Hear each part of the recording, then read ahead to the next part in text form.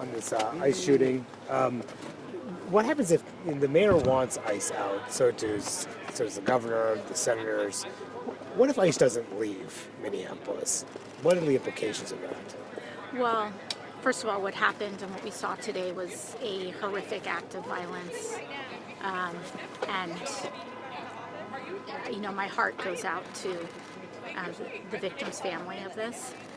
I think what we have now seen and what we are seeing is that ICE is not just becoming an anti-immigrant force in this country, it is becoming an anti-civilian paramilitary organization. People are getting taken off of the streets for exercising their free speech rights. The president himself has asserted that, in fact, one of the reasons that this murder may have been quote-unquote justified is on free speech grounds. So this is now turned into what our greatest fear is and has been for a long time around ICE, that this will be used as an anti-civilian force, that it has no accountability. At the end of the day, what we saw today is a murder. And murders in cold blood need to be prosecuted.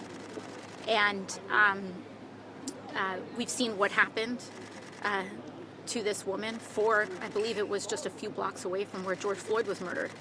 And what we need to see is this incident prosecuted. What we saw today was a criminal murder a woman and shoot her in the head while she was trying to escape and flee for her life. And I think what we saw today was a manifestation of every American's worst nightmare, which is their government turning into a tyranny. Do you believe he should be arrested, the officer involved?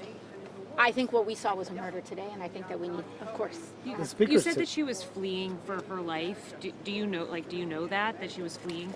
I think we saw this vehicle, and listen, part of a due process is to allow an investigation of what transpired and what occurred. I think what we saw was a woman trying to reverse her vehicle and leave a scene. Thank you. And the speaker and some others have said that this driver was weaponizing her vehicle. What do you say to that? I think that their editorializing of this event to justify a public murder is disgusting. It is horrifying. And watch it for yourself. Watch it for yourself. And make that assessment to yourself and which of these leaders are lying to you with their statements. Some of your Senate Democratic colleagues